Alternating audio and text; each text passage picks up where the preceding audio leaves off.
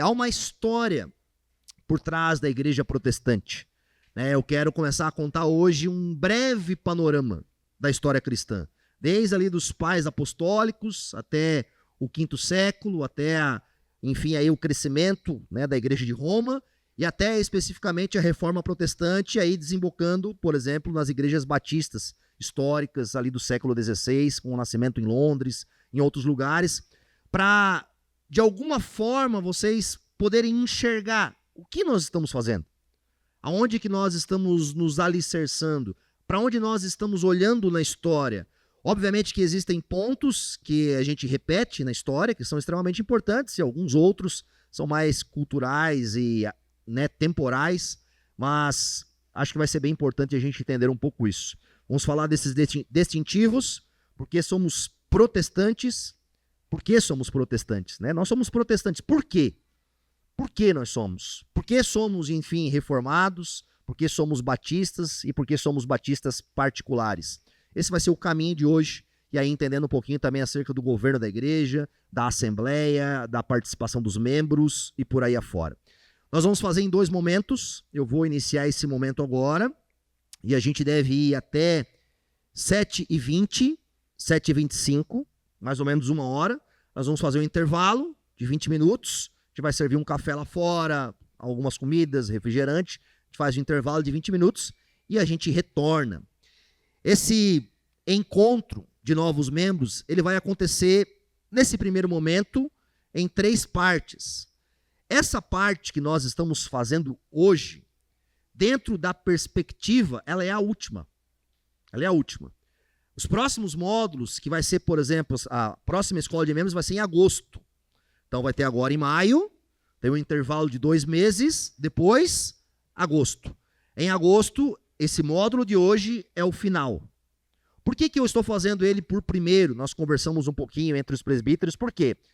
Porque os primeiros módulos, que seria o que é o evangelho, o que é a igreja, o que é ser membro de uma igreja, muitos de nós já fizemos, nós fizemos no Familiarizando, na antiga denominação. Isso foi algo que nós criamos lá atrás, junto com os pastores, e é muito comum entre as igrejas explicar o que é o evangelho, o que é a igreja, o que é isso, o que é ceia, o que é batismo. Então, eu acredito que muitos de vocês já passaram por isso, e por isso que a gente vai entrar no ponto final, mas as próximas escolas de membros, vocês vão perceber que essa vai ser a última aula, ok? Tranquilo sobre isso? Eu quero ler um texto com vocês, Hebreus, capítulo 12, verso 1. Você pode abrir no seu lugar, Hebreus 12, verso 1. Em vários momentos e em vários pontos da Escritura, a Escritura nos incentiva, nos orienta, nos conduz a olhar, por exemplo, aos nossos antepassados, a olhar para as nuvens de testemunhas, a olhar para aquilo que aconteceu antes de nós. E nós, por vezes, não só a igreja brasileira, mas o próprio Brasil, ele destoa de um pensamento histórico. Muitos de nós, poucos de nós, conhecem verdadeiramente a história, por exemplo, de uma denominação como a nossa, a história do Brasil e outras histórias. E conhecer a história é importante, é muito importante. Nós mergulharmos naquilo que os nossos antepassados, naquilo que aqueles que vieram antes de nós deram seu sangue, deram seu suor, se esforçaram para isso. E isso é muito importante. Hebreus 12, 1 diz assim para nós: portanto, também nós, uma vez que estamos rodeados por tão grande nuvem de testemunhas, livremo-nos de tudo o que nos atrapalha e do pecado que nos envolve, e corramos com perseverança a corrida que nos é proposta, tendo os olhos fitos em Jesus, autor e consumador da nossa fé. Ele, pela alegria que lhe fora proposta, suportou a cruz, desprezando a vergonha, e assentou-se à direita do trono de Deus. Pense bem naquele que suportou tal oposição dos pecadores contra si mesmo, para que vocês não se cansem, nem desanimem. Na luta contra o pecado, vocês ainda não resistiram até o ponto de derramar o próprio sangue. Vocês se esqueceram da palavra de ânimo que lhes dirigi como a filhos. Meu filho, Não despreze a disciplina do Senhor, nem se magoe com a sua repreensão. Pois o Senhor disciplina a quem ama e castiga todo aquele a que aceita como filho. Suportem as dificuldades, recebendo-as como disciplina. Deus os trata como filhos. Ora, qual filho que não é disciplinado por seu pai? Feche seus olhos no seu lugar, vamos orar. Senhor Deus e Pai, louvado seja o teu nome por esse momento aqui. Obrigado, Senhor, por cada irmão e irmã que está aqui presente. Fala aos nossos corações, ministra-nos, nos ajuda a aproveitarmos o tempo que temos, a sermos, Senhor, diligentes, responsáveis com a tua igreja, com o teu povo, e como igreja possamos aprender ainda mais aquilo que o Senhor quer de nós e aquilo que o Senhor quer da sua igreja. Nos ajuda essa noite, no nome santo de Jesus. Amém e amém. Só um pontinho rápido, até depois do intervalo, não precisa fazer agora, o Isaac e a galera da recepção vai estar passando uma lista de presença bem simples. Nome, telefone, o nome legível, porque às vezes o pessoal faz a assinatura lá, a gente não entende. Vai ser o nome legível, o telefone, e se você já é membro, né, tem participado das assembleias, você vai dizer lá sim, sou membro, se não, não. Porque com essas pessoas que ainda não são membros, nós vamos criar um grupo com elas, para aí então as próximas aulas a gente direcionar, instruir e vocês entenderem um pouquinho mais. Nós vamos fazer um breve panorama da igreja. Pode pular o slide para nós lá, pode ser o terceiro slide e pode deixar esse lá. Após a morte de Cristo, a gente conhece na história o tempo chamado da era apostólica e da era patrística que se fala. Foi um período de 5 séculos, até por volta do ano 420, 450 depois de Cristo. Os apóstolos começam a plantar igreja, expandir a mensagem do evangelho, não agora mais só em Jerusalém, mas subindo a Ásia Menor, o leste da Europa, até regiões da África, e você tem ali praticamente 3 continentes alcançados. E muitos homens foram referências nesse período da história. Nesse primeiro período da história, a gente tem os grandes concílios. Esses concílios que eram reuniões de bispos, de muitas igrejas que se reuniam ao longo dessas cidades. A grande maioria da parte que eles trataram foram questões cristológicas. Estavam tratando acerca da pessoa de Cristo, quem Cristo era. O primeiro concílio foi no ano 325, depois de Cristo, quando começou a surgir algumas heresias, em especial um homem chamado Ário, começou a trazer problemas sobre quem era Jesus, sobre a divindade de Jesus, problemas que a gente tem até hoje, problemas, por exemplo, que você vai encontrar nos Mórmons, nas Testemunhas de Jeová, e esse problema já estava acontecendo lá, no século IV. Então, há o primeiro concílio da igreja, um concílio geral, com dezenas de bispos que se reúnem para definir, então, certamente ali quem é Cristo, a sua divindade. Alguns anos depois, 381, teve o concílio de Constantinopla, onde agora o problema não era a divindade de Jesus, mas era a humanidade de Jesus que estava sendo atacada. Né? A gente pregou, por exemplo, quem acompanhou conosco aqui, Colossenses, no início de Colossenses, nós tratamos bastante sobre isso, sobre uma doutrina que estava começando a surgir, uma falsa doutrina, lá em Colossos, em outras regiões, que eram os gnósticos, e ela se expande ao ponto de chegar no momento de as pessoas duvidarem da humanidade de Jesus, alguns dizerem que Jesus era apenas um fantasma, um espectro, alguma coisa assim, que não tinha um corpo. Então a igreja ela se reúne nesse concílio de Constantinopla e ela, por meio das escrituras, esses homens então definem mais precisamente que Jesus era 100% homem, que era homem como nós, que tinha as mesmas limitações, as mesmas necessidades. Logo em seguida, o ano 416 depois de Cristo, nós temos não um concílio, mas um sínodo, aonde novamente estava surgindo uma heresia. Uma heresia que até hoje está no nosso meio. Um homem chamado Pelágio, que a gente tem aí uma doutrina chamada os pelagianos e os semi-pelagianos, e um dia a gente pode conversar com isso mais detalhadamente. Ele vai afirmar, por exemplo, que o pecado de Adão tinha afetado só Adão. E as outras pessoas que nasciam boas e eram corrompidas ali durante o tempo, e todos poderiam nascer, por exemplo, com possibilidade de obedecer à lei de Deus. Nós temos isso hoje nos nossos tempos, com a sua própria natureza.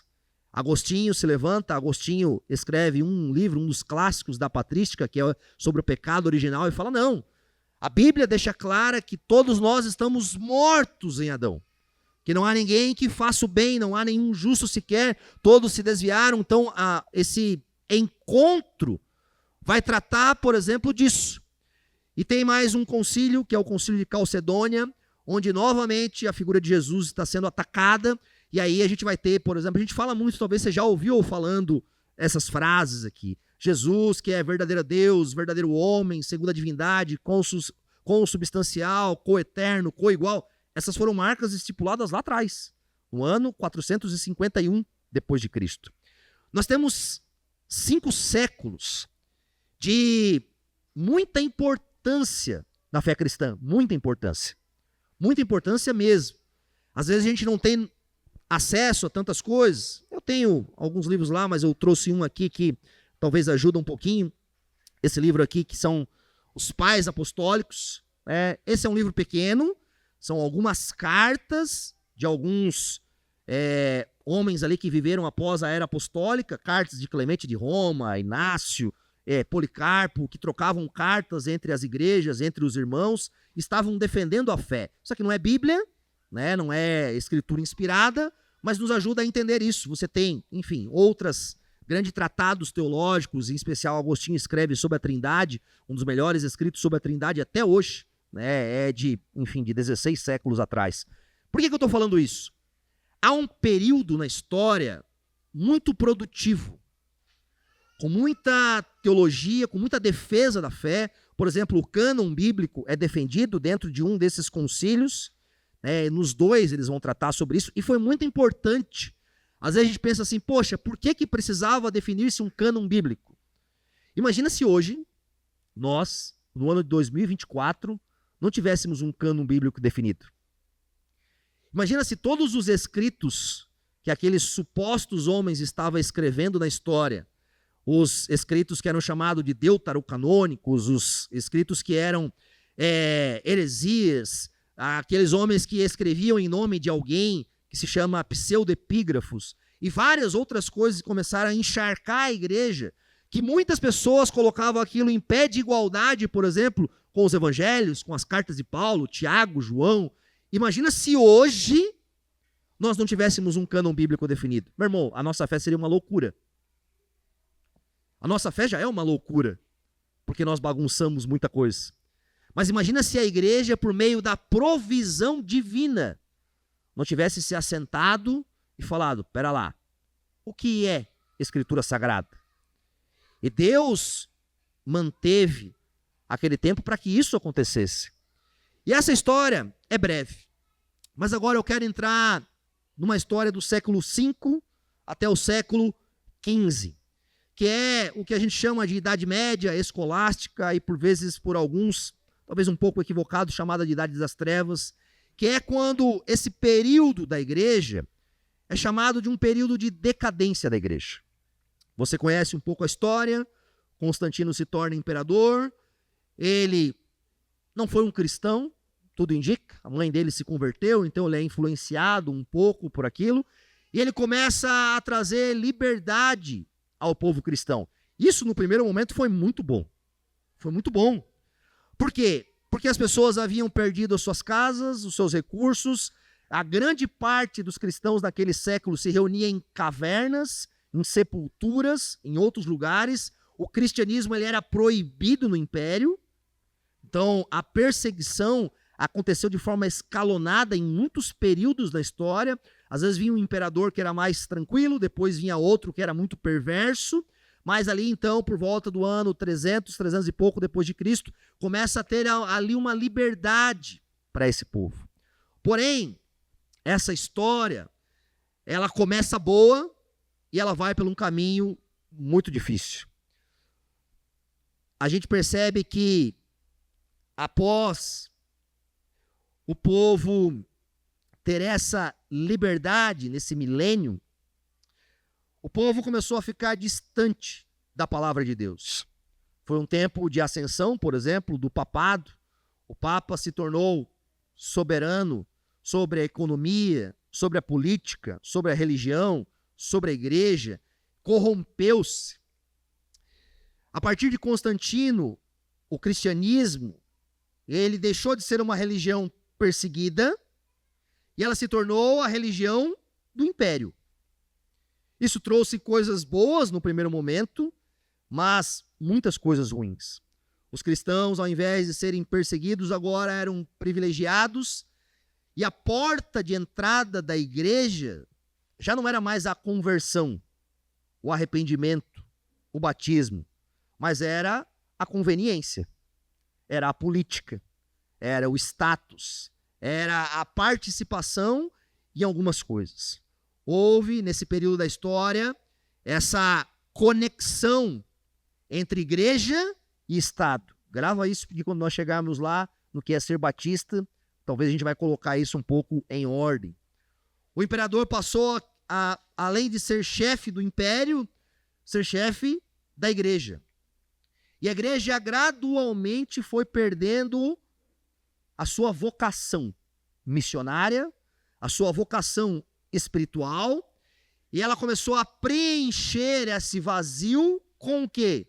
Com política, com dinheiro e com influência. A igreja tornou-se influente, mas perdeu a sua influência diante do reino de Deus. Tinha dinheiro, mas não tinha poder. Tinha a bênção dos imperadores, mas não tinha mais a aprovação do céu.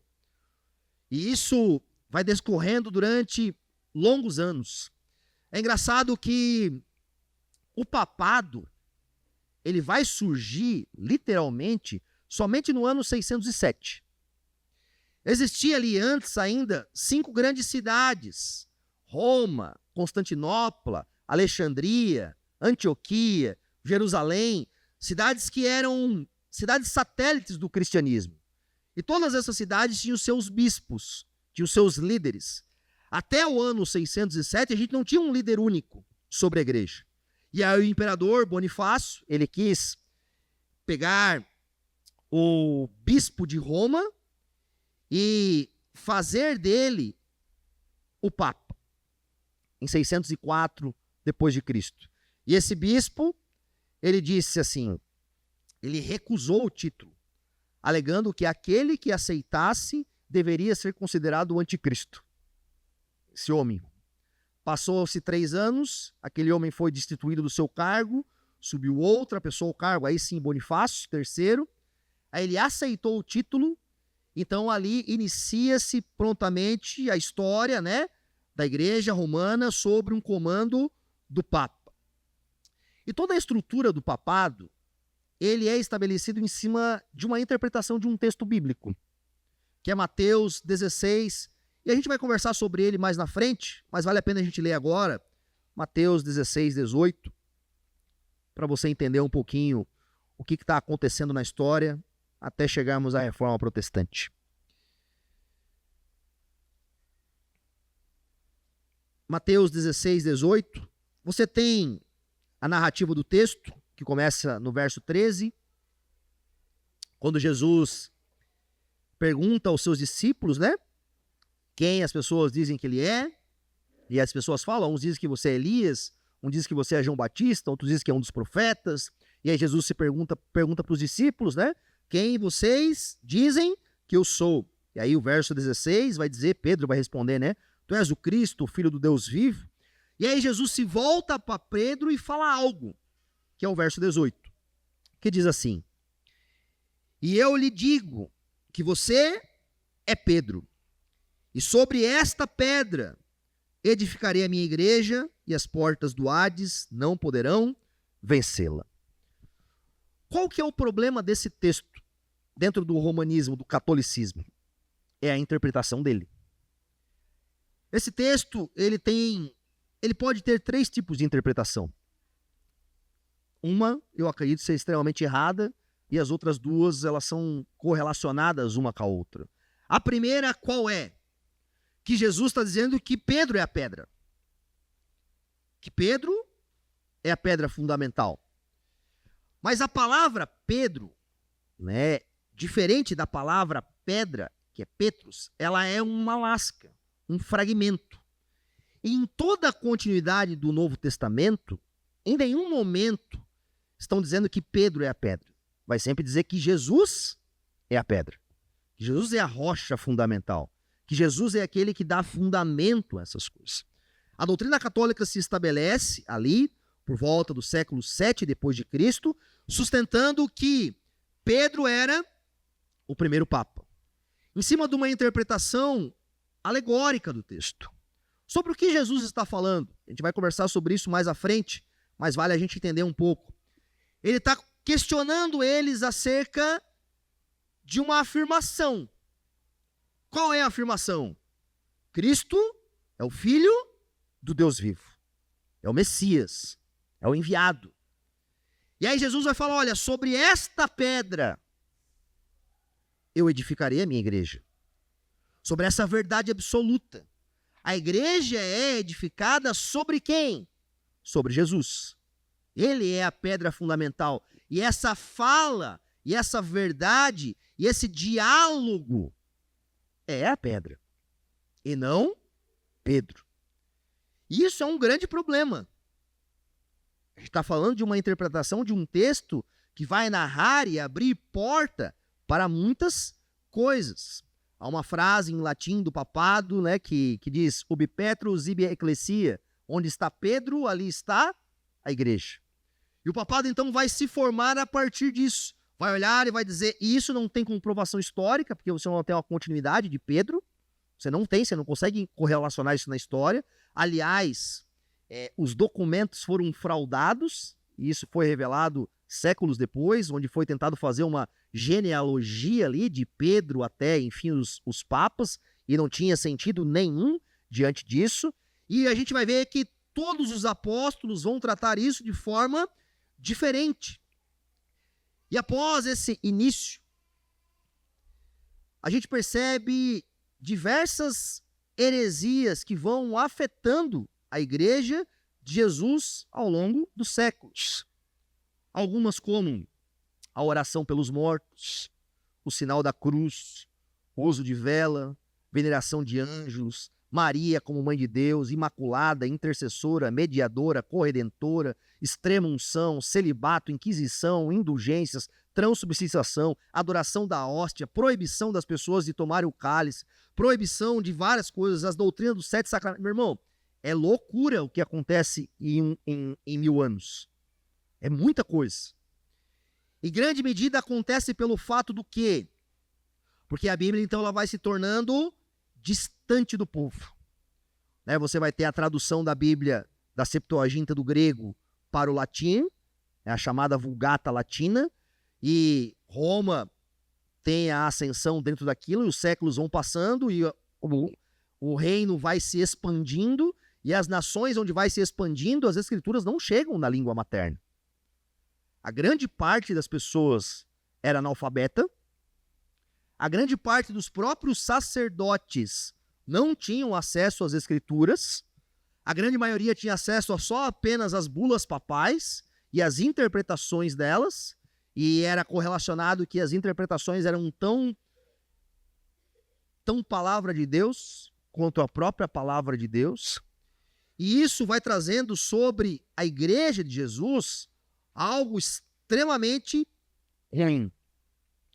Quando você lê um documento histórico, como o nosso, por exemplo, Batista, a Confissão, e você lê não só a Batista, você lê a de Westminster, que é, por exemplo, dos presbiterianos, você lê a de Savoia, que é dos congregacionais também ingleses, você vai ver os outros documentos. Entre todos os documentos, tem algo que eles falam, que se a gente fala hoje no nosso tempo, a gente fica até mal falado. Todos eles vão tratar o Papa como um anticristo. Sei que parece muito duro a gente falar isso. Se vê o pastor falando sobre isso, alguns já ficam até em choque, né? Talvez alguns de nós vieram do catolicismo. Mas por quê? Por que que essa figura do Papa era tão problemática? Porque de forma teológica a gente consegue olhar isso. O Papa, ele usurpa a figura da Trindade. Não só de uma esfera, mas do Pai, do Filho e do Espírito Santo. Por exemplo, o que significa Papa? Pai. Pai da igreja. Jesus fala categoricamente que nós não temos outro Pai a não ser o Pai que está no céu. A figura do Papa é uma figura de uma reverência sobre alguém a qual não deveria ter. Jesus orienta nesse sentido. A figura do Papa, por exemplo, usurpa a figura do Deus Filho. Por quê? Porque dentro do papado, o Papa ele é o cabeça da igreja. Ele é o chefe da igreja. Ele preside, ele tem uma autonomia. Ele se auto-intitula dentro disso. Mas essa autonomia é de Jesus. Jesus é o cabeça da igreja. Quando ele se declara chefe da igreja, ele se coloca no lugar de Cristo. Quando o Papa se coloca como fundamental para a igreja, e o catolicismo vai tratar a sua doutrina diante disso, quem é fundamental para a igreja? Jesus. Jesus é a pedra fundamental. Um termo muito utilizado no catolicismo é o sumo pontífice. Você já ouviu isso? O que isso significa no latim? Ele significa construtor de pontes. Mas quem é o construtor de pontes? Eu sou o caminho, a verdade e a vida. Ninguém vem ao Pai senão por mim. A Bíblia é clara em afirmar que o único mediador entre Deus e os homens é Cristo Jesus. Você está entendendo o que os reformadores estão lendo na Reforma Protestante? O que eles estão entendendo? O que está vindo à mente deles quando eles começam a ter acesso às Escrituras? E eles vão olhando para essas coisas e falam, poxa, tem algo errado. Por exemplo, o Papa, ele se auto-intitula como o quê? Vigário de Cristo. O vigário, o que é? O substituto. O que vem posterior. Quem vem posterior a Jesus? O Espírito Santo.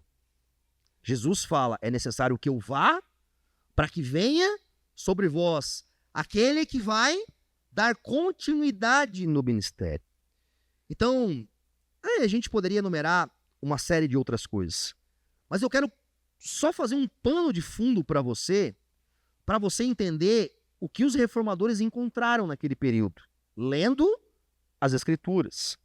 Fora as perseguições gigantescas. Nós temos, quando começa a acontecer a pré-reforma, a gente vai falar um pouco sobre ela daqui a pouquinho, e outras coisas, a igreja começa a perseguir, em 1208 já começa a matar pessoas na França, na Espanha foram mais de 300 mil martirizados, 50 mil cristãos na Alemanha, 100 mil anabatistas posteriormente, 200 mil que são calvinistas em outros períodos.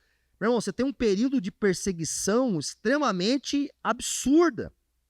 O estado de decadência e apostasia da igreja exigia alguma coisa.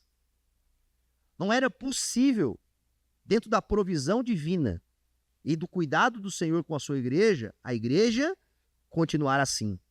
E Deus começa então a soprar algo. E aí a gente vai ver um pouquinho, tem um ponto ali da pré-reforma, que se chama a Renascença, que quem estudou um pouquinho de história vai entender um pouco sobre isso.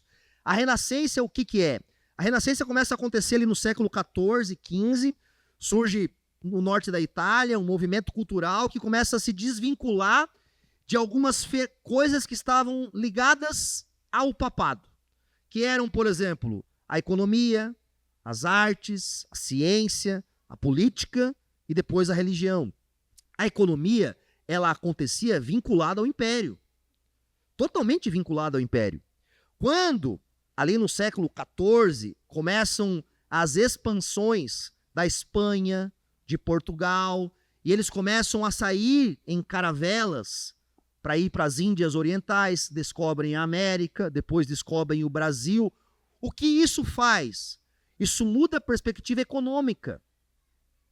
Mas isso já era uma provisão divina. Aquilo começa a deixar de ser centralizado dentro da igreja romana e começa a surgir, então, uma burguesia, outras pessoas, e aquilo começa a se expandir. As artes, quando você vai ver desenhos, esculturas do século XIV para trás, elas sempre vão retratar anjos, figuras angélicas e alguma coisa assim, porque era proibido. Aí aparece Michelangelo e aparece outros pintores, por exemplo, que vão trazer dentro da Renascença pinturas que traziam o corpo humano, traziam esferas. Isso começa a acontecer não só na Itália, mas em diversos outros lugares. E aí a gente vai ter a questão da política, porque alguns países vão começar a romper com o catolicismo e Roma vai perdendo essa tutela, vai se enfraquecendo diante disso, diante de... A gente podia chamar isso de um cativeiro. Assim como o povo hebreu ficou no cativeiro da Babilônia durante tempo, o povo cristão ficou durante um cativeiro durante muito tempo. De uma cegueira, ali naquele período da história, nasce a imprensa com Gutenberg, a imprensa começa a reproduzir materiais, as pessoas começam a ter acesso a partir do ano 1450, 1460, aquilo gera nas pessoas algo da educação, porque a educação ela era vista muitas vezes com maus olhos. As pessoas elas eram empurradas para a ignorância, elas eram empurradas para essa parte obscura. Por isso que algumas pessoas chamam de Era das Trevas, o que não é muito legal chamar, porque nesse período surgem as universidades, tem muita coisa sendo escrita e feita, mas nesse período há esse sentimento muito ruim. E aí começam a surgir alguns homens, eu coloquei poucos ali, nós poderíamos enumerar um pouco mais, John Wycliffe, por exemplo, na Inglaterra, ele é o primeiro homem a começar a traduzir a Bíblia para o inglês, ele chamava as doutrinas católicas de magia, de superstição. Então ele começa lá na Inglaterra a fazer um movimento de essa pré-reforma. Porém, ele foi condenado, no Concílio de Constância do catolicismo como herege, depois disso foi morto, foi queimado e suas cinzas foram espalhadas frente às pessoas que congregavam na igreja dele, em frente a um rio que tinha lá. Nós temos Jan Hus, que é uma figura muito especial na pré-reforma. Ele, com 16 anos, ingressa numa faculdade na República Tcheca, na antiga Boemia, e ele lê os escritos de John Wycliffe, e aquilo começa a fervilhar o coração dele. E aí, então, ele é chamado para ir até o Papa, dar explicações, ele não vai, ele é excomungado, aí chamam ele de volta, ele não vai, ele é a única pessoa que é excomungado 2 vezes na história da igreja. Esse cara era bom, né? Foi excomungado 2 vezes e, por fim, foi queimado no dia 6 de julho de 1415. E ele, de forma, talvez eu possa usar esse termo, de forma profética, porque Jan Hus significa ganso, E ele, na fogueira, ele fala, hoje vocês estão queimando um ganso, mas em breve Deus levantará um Luther, que é uma águia, aí Lutero, e ninguém mais poderá pará-lo. E 100 anos depois, lá está Lutero pregando as 95 teses no castelo de Wittenberg. Temos ali Savonarola, na Itália. Savonarola, ele começou a pregar em Florença, na Itália, numa das catedrais católicas. A fila começava à meia-noite para ouvir ele pregar. É porque às vezes a gente perde isso de vista. Meu irmão, isso era loucura. Para a gente trazer o povo aqui 10 da manhã, a gente tem que fazer o café, o suco, a sala das crianças. O povo era meia-noite, o povo fazia filas quilométricas para ouvir ele pregar. E ele começa a pregar contra as doutrinas católicas, ele começa a pregar contra alguns líderes católicos. Aí o Papa oferece para ele um cargo de cardeal, tipo assim, deixa eu te oferecer aqui um negócio para você ficar bacana com a gente. E aí, tá tudo certo, e ele não aceita. E as multidões que vinham para pregar, para ouvir ele pregar, traziam os livros, traziam as coisas pagãs, e queimavam tudo aquilo em praça pública, e ele começou a questionar, e o que aconteceu? Foi morto, queimado em praça pública. E a gente poderia falar outros nomes, mas a gente não tem tempo para hoje à noite. E aí a gente vai ter o marco da reforma, a partir então, Lutero, Zwinglio, Calvino, John Knox. Lutero, ele... Tem um filme de Lutero bem legal, não vou me estender muito aqui, senão vou falar a noite toda dele, mas ele estava estudando outra coisa, estava estudando direito, né? Seu pai queria que ele estudasse direito, e um dia ele estava caminhando lá na chuva, raios e trovões, tudo indica que o Lutero era meio medroso, assim. E aí ele se escondeu e ele orou, Senhor, se você me deixar passar livre aqui durante essa tempestade, eu vou servir ao Senhor como naquele tempo, né, num monastério. E aí Deus não mata ele, e ele se ingressa no monastério, aí ele entra no monastério, ele começa a questionar muitas coisas, e lá naquele monastério não tinha muito acesso, ele é mandado para outro, e aí ele se depara com as Escrituras, em especial com o livro de Romanos, onde ele lê: o justo viverá pela fé. E ele era um homem que se flagelava, porque aquela cultura do catolicismo era uma cultura de flagelo, de pobreza, de que os homens de Deus deveriam pagar pelos seus pecados, e tinha uma conexão totalmente equivocada acerca da salvação. Então, quando Lutero ele lê esse texto em Romanos, aquilo explode no coração dele. E ele vai tendo acesso ao restante das Escrituras, e aí ele começa a olhar para o papado, né? Tem um homem, Johann Testel, que era aquele que vendia as indulgências. Indulgências, o que era, né? Eles escreviam um documento, e aí eles vendiam nas cidades, e você comprava aquele documento que perdoava os seus pecados. Você podia perdoar o pecado da tua mãe que morreu, do teu pai, do teu tio, de qualquer pessoa. Você chegava lá e você fazia ali e comprava aquilo, e fora as coisas que eles vendiam. Tem uma brincadeira que fala que eles venderam tanta lasca da cruz naquele período que dava para construir a Arca de Noé, né? Tinham mais de 17 caveiras de João Batista espalhadas em igrejas católicas, em outros lugares. Cara, isso era uma loucura. Só que o que acontecia? O povo não tinha acesso às Escrituras. Então o povo olhava para aquilo e dizia assim: isso é verdade, eu preciso disso. Para eu ser aceito, eu tenho que comprar isso. A gente olha, a gente fica abismado. Por quê?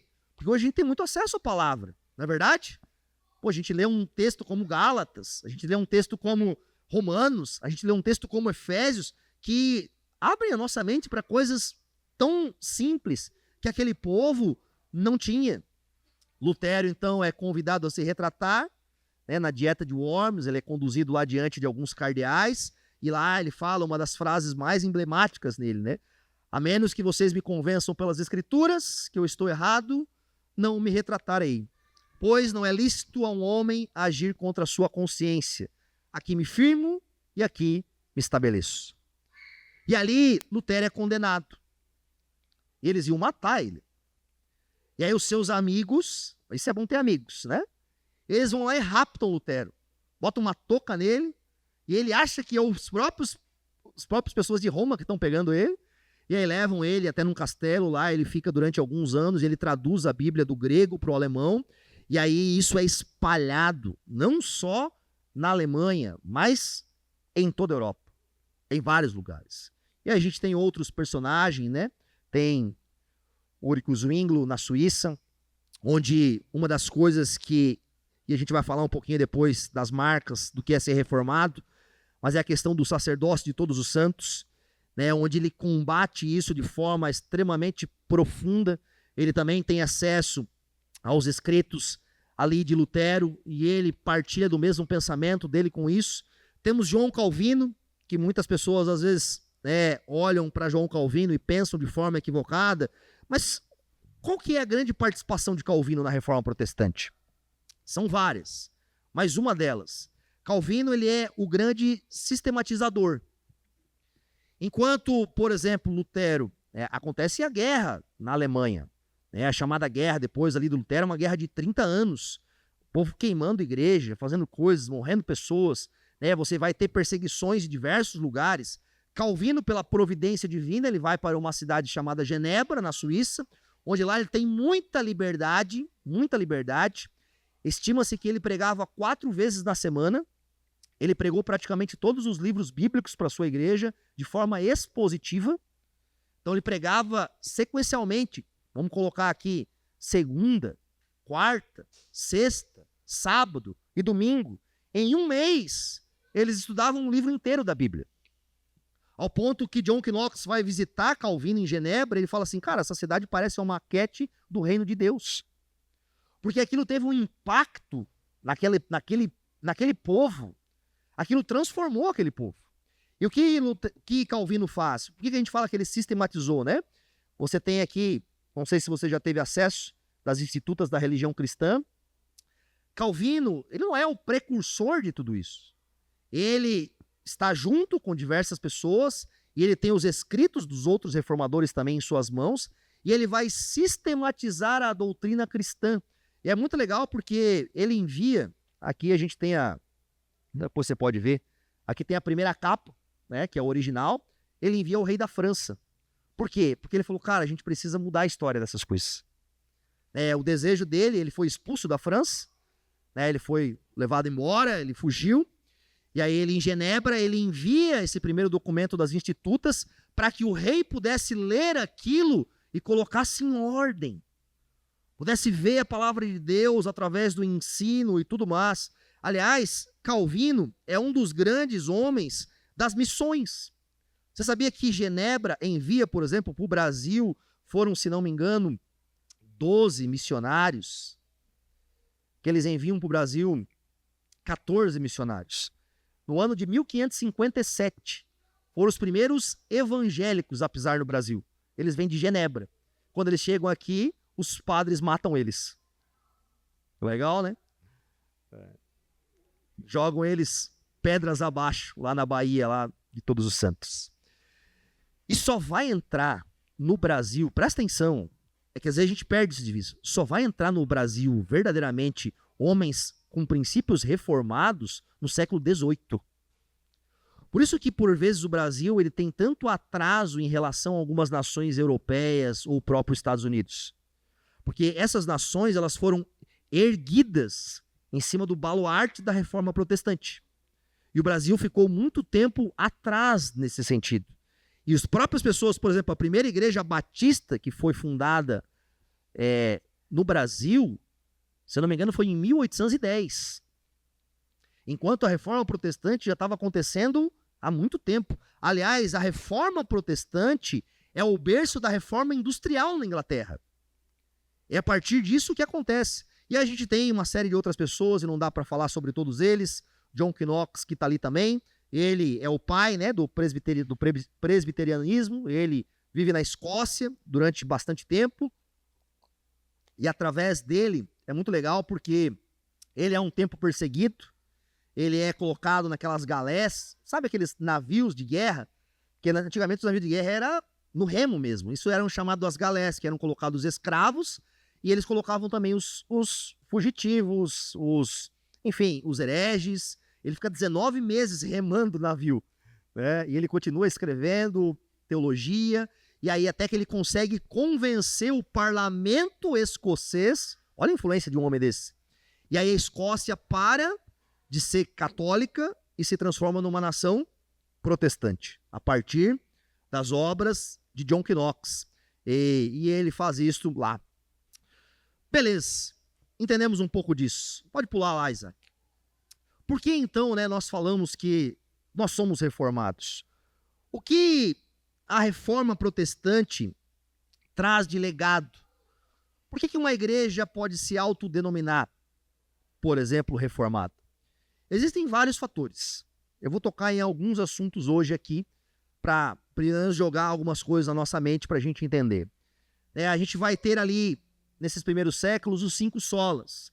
Sola Escritura, Fide, Gratia, Christus e Sola Deo Gloria, que foi marcas da fé reformada naquele período. A Sola Escritura era o quê? Dentro da igreja romana, não era aceita só as escrituras. Eram aceitas as bulas papais, as interpretações da Escritura. A Igreja Católica se autodenominava mãe da Bíblia. Só ela podia interpretar a Escritura. Qualquer um que interpretasse a Escritura fora do catolicismo era herege. Era herege. Ia para fogueira mesmo. Né? Então, os reformadores eles vão entender que o quê? Que a autoridade sobre a igreja é as escrituras. E nenhuma pessoa, nenhuma instituição, somente as escrituras. A escritura é a mãe da igreja. E não a igreja, mãe da escritura. E isso nós trazemos como um princípio reformado nesse sentido. A escritura deve regir a nossa vida como igreja. Presta atenção, não só no púlpito. Não só no púlpito. Não só do púlpito para frente, mas do púlpito para trás. No exercício de diversas coisas. A escritura deve conduzir. Sola fide, só a fé. Dentro do catolicismo, né? E hoje temos algumas seitas brasileiras que ainda atribuem a salvação a algum mérito humano, a algum esforço, a algo da parte do homem, conquistado através do homem. Né? E os reformadores vão dizer, não, somente a fé em Cristo. Somente a fé em Cristo. Não é por boas obras, mas é a graça de Deus que atua no homem e mediante a fé de Cristo nós somos salvos. Somente a graça. Os reformadores reafirmaram a doutrina apostólica. Eles não estão descobrindo a roda. Você entende? Eles não estão, tipo assim, estão inventando coisas. Que a gente olha, às vezes, a doutrina reformada criou. Não, eles não estão criando. Eles estão trazendo novamente aquilo que havia se perdido nesses 1000 anos de cativeiro do povo de Deus e trazem, então, esse baluarte de somente a graça. Eles entendiam que o salário do pecado era a morte, e todos nós merecíamos o juízo de Deus, todos estavam condenados ao inferno, e Deus suspendeu o castigo por meio da obra de Jesus. E é só por meio dessa graça que a gente tinha acesso. E isso é uma marca específica da Reforma Protestante. Aliás, os protestantes morreram por isso. Em vários países, em vários lugares. Somente Cristo. Nem um homem, nem um sumo pontífice, nem um mediador, nem uma igreja, nem um santo, nem Maria, nem qualquer outra coisa. Eles entendiam que aquilo usurpava o direito de Jesus. Deixa eu falar algo para vocês. Não estava nem aqui, mas vou falar. A igreja evangélica tem muitos papas. Muitos papas. Por vezes, a gente fala tão alto do catolicismo, mas hoje nós temos tantas seitas evangélicas com apóstolos, com uma série de pessoas que, para essas pessoas, são como mediadores. São figuras exclusivistas, com acesso especial, com situações que não fazem parte do que eles deveriam ser. Você entende? Nós temos papas com outros nomes. Somente Cristo. Somente Cristo. Essa deve ser uma lembrança nossa. Né? E isso deve estar no desejo do nosso coração. Somente glória a Deus. Por quê? Porque a igreja trazia sobre si uma vanglória. E calçados pela verdade do evangelho, pela exposição das escrituras, o que eles fazem? Eles olham e falam, cara, não pode. Ninguém pode. Ninguém tem acesso. Deus não divide a sua glória com ninguém. Isso era idolatria, isso era abominação de quem aquela instituição, por exemplo, poderia ser. E nós também devemos ter cuidado com isso. Né? A nossa reunião pública, o supremo propósito, vou falar isso na terceira aula, mas é glorificar a Deus. É que Deus seja exaltado. Sabe, não é que nós sejamos mais conhecidos, não é que a nossa denominação cresça, não é isso, não pode ser. Se nós começarmos a medir a vida da igreja com base nos seus números, nos seus feitos, nos seus acontecimentos, no que ela consegue fazer, na contagem de... Cara, nós vamos tirar a glória de Deus. Na verdade, a gente não vai tirar, ninguém tira. Né? Mas a gente vai achar que a gente vai estar num lugar que a gente não pode estar. Deus, ele é glorificado, né? A obra de John Piper permeia tudo isso, né? Quando nós somos satisfeitos nele. Você entende? Presta atenção nisso. Nós podemos macular a Deus fazendo as coisas de Deus. Nós podemos manchar a glória de Deus fazendo as coisas de Deus. Por quê? Porque a gente quer barganhar com Deus. A gente quer que Deus faça as coisas porque a gente faz as coisas. Às vezes eu escuto algumas coisas de algumas pessoas ou nas redes sociais. Eu entendo que nós, como igreja, somos falhos, erramos, às vezes, com as pessoas, e erramos mesmo. E as igrejas, às vezes, tratam de forma equivocada.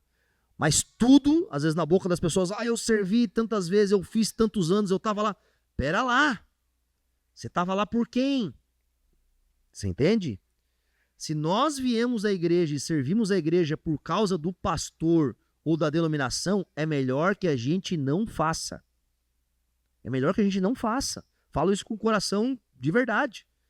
Se você se sente frustrado, chateado, toda hora você vem, tá de mau humor, não quer, é melhor não fazer. Porque nós fazemos sempre, é sempre resposta. Amém?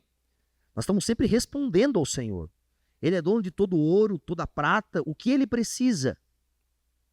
Ele não precisa de nada. Nós servimos ele na força dele e para ele.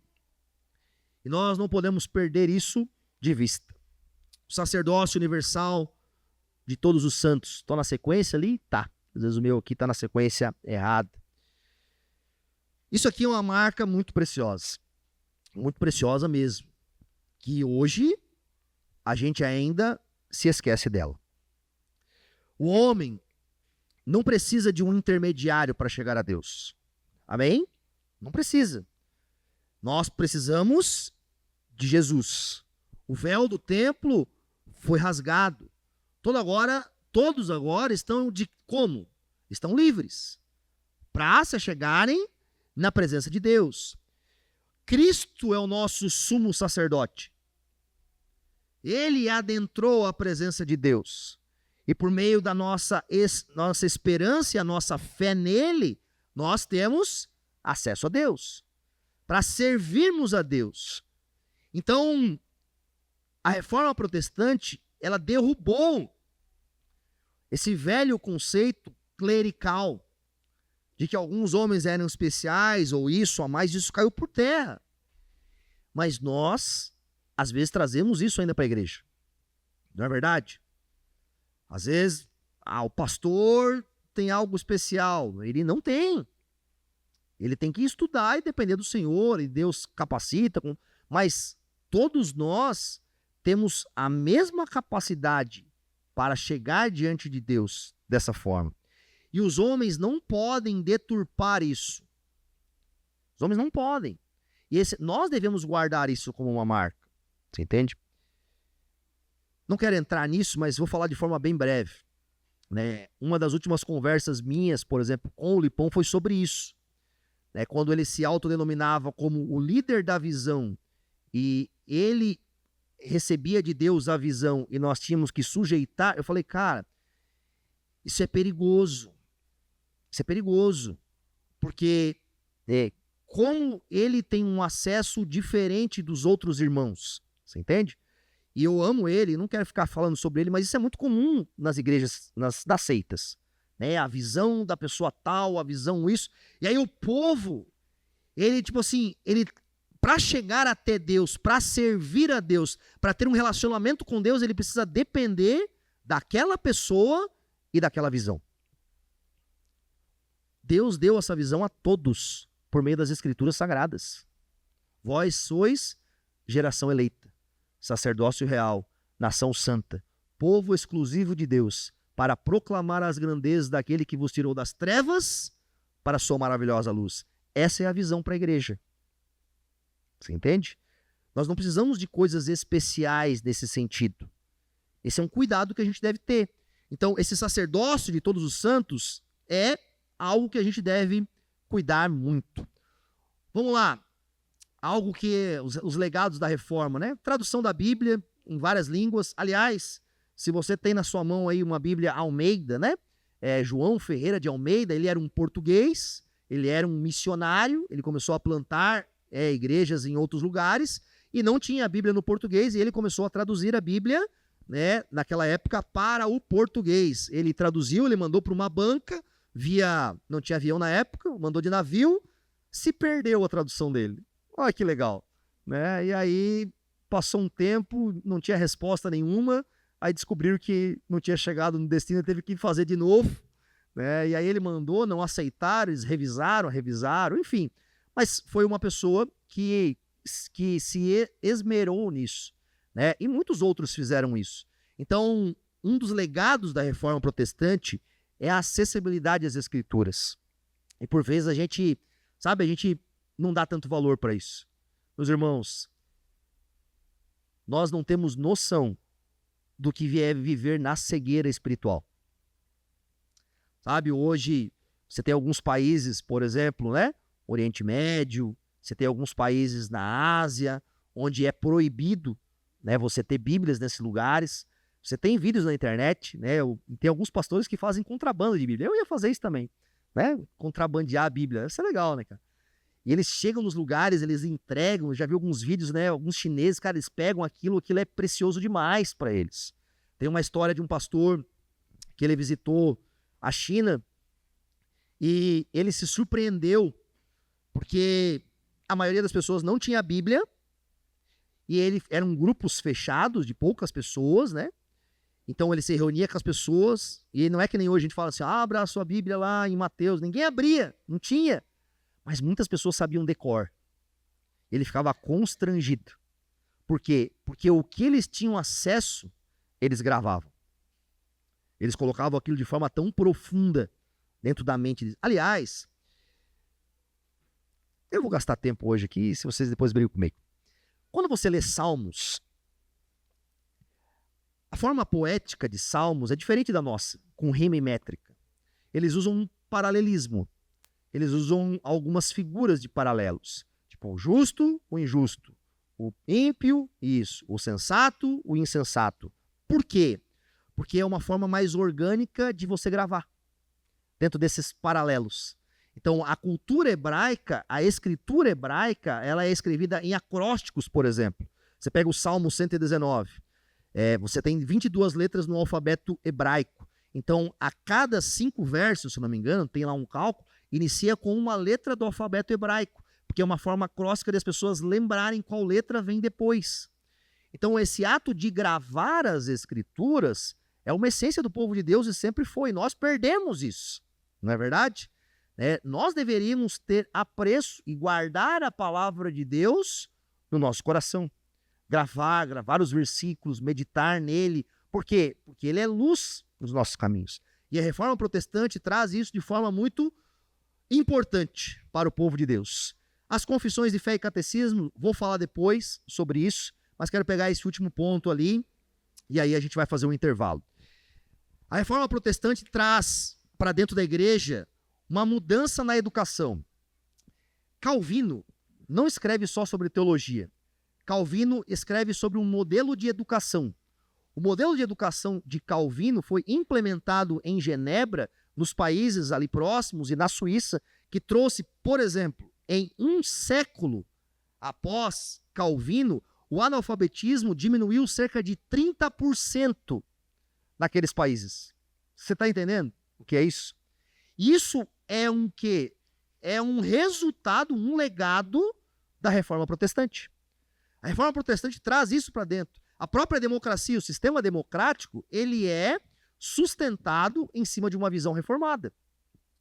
Onde você vai ter o rompimento do papado, dos modelos de governo de igreja, a gente vai falar de modelo de governo de igreja mais à frente, e as nações que vão ser iniciadas a partir daquilo vão seguir esse exemplo. Estados Unidos.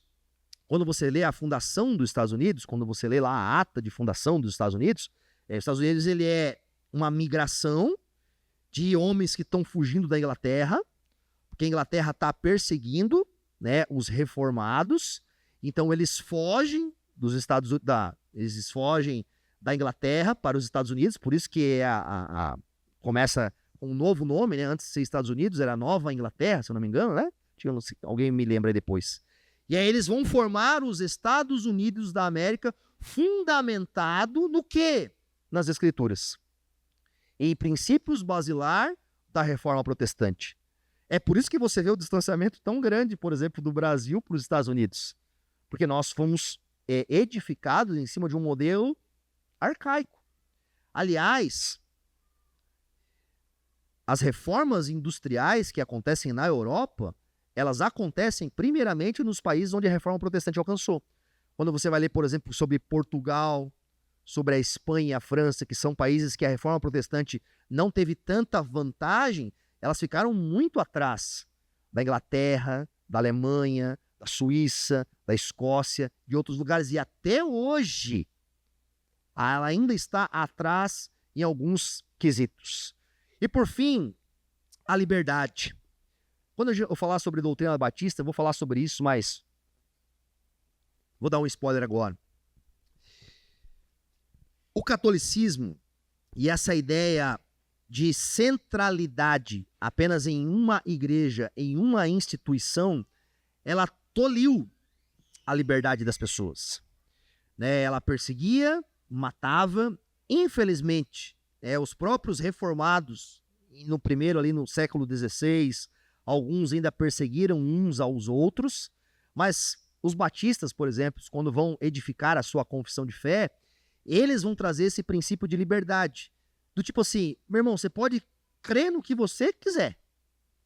Pode ser, me perdoe a palavra, pode ser tudo errado o que você crê. Mas eu não tenho que te matar e te prender por isso. Esse conceito de liberdade, ele é um marco da Reforma Protestante. Aonde a Reforma Protestante atuou de forma categórica, a liberdade caminhou junto. Aonde governos autoritários e autocráticos ou papados regiam, a liberdade era totalmente extirpada. E o povo não tinha liberdade na sua economia, não podia gerir seus recursos, não tinha liberdade, por exemplo, nas suas terras. Até o século XIV, por exemplo, grande parte das terras na Europa era da igreja. E se a igreja quisesse chegar lá e tirar você da tua terra e falar, a gente vai fazer uma basílica, eles tiravam e vida acontecia. Após a Reforma Protestante, essa liberdade é promulgada sobre todos. Deixa eu ver se tem mais algum. Bota mais um aí rapidinho, a Contra-Reforma. Mas isso aí não ficou tão bom como nós queríamos. Logo após esse boom da Reforma Protestante, acontece no ano de 1445 até 63, a Contra-Reforma Católica, onde eles se reúnem, e aí cria-se algumas coisas, por exemplo. Você já ouviu falar sobre os jesuítas? Os jesuítas são fundados naquele período. E eles não eram só evangelistas, eles participavam de uma expansão e de silenciar pessoas, sociedades e outros lugares. Eles declararam nessa Contra-Reforma uma oposição severa contra os protestantes. Ali acontece aquele período da Inquisição, onde a Igreja Católica vai tentar retomar os seus países, tentar retomar os impérios que eles tinham tentado mudar. Ali vai acontecer um documento, eles vão promulgar um documento chamado o Index, que condenava livros. Todas as Bíblias traduzidas, todas elas eram queimadas. Eram queimadas em praça pública, perseguição, mortes, a guerra dos 30 anos. Ou seja, para nós estarmos aqui hoje com protestantes, muita gente morreu antes de nós. Por que eu li o texto de Hebreus para nós? Porque nós estamos rodeados por tão grande nuvem de testemunhas. E quando a gente perde de vista o que aqueles homens fizeram lá atrás e o privilégio que nós temos hoje, nós nos esquecemos da história que vem antes de nós. Nós só temos essa liberdade, só temos esses princípios diante de nós. Por quê? Porque alguém trilhou esse caminho. E agora, na segunda parte, eu vou falar de como nós trilhamos esse caminho a partir disso. Amém?